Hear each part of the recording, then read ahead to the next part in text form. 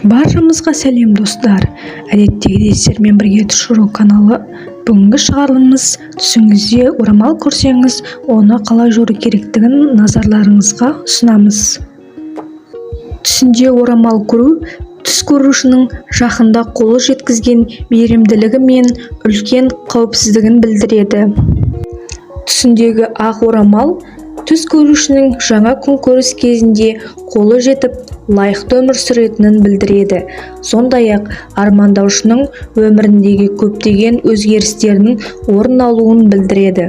Сонымен қатар армандаушы қысқа мерзімде көптеген табыстар мен пайдаларға қолы жетеді.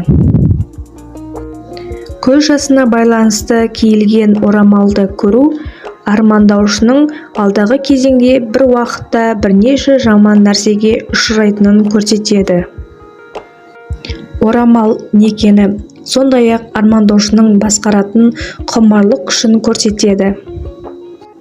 Кімде-кім ақ орамалды көргенде ләззат алатын армандайтын болса, бұл армандаушының кіретін барлық әлеуметтік және отбасылық қарым-қатынастардағы сүйіспеншілік пен шынайылықты білдіреді. Жалғыз басты әйел түсінде ақ орамалды сатып алуын көрсе, оның жақын арада үйленетінін білдіреді.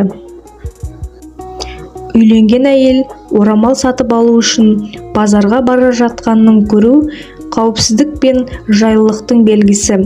Сондай-ақ оның үйіндегі жағдайдың үйлесімділігі мен күйеуімен арасындағы жағдайдың тұрақтылығы екендігін білдіреді. Түсінде қызыл орамалды көрген жағдайда, бұл оның жақын арада жүкті болуының білдіреді.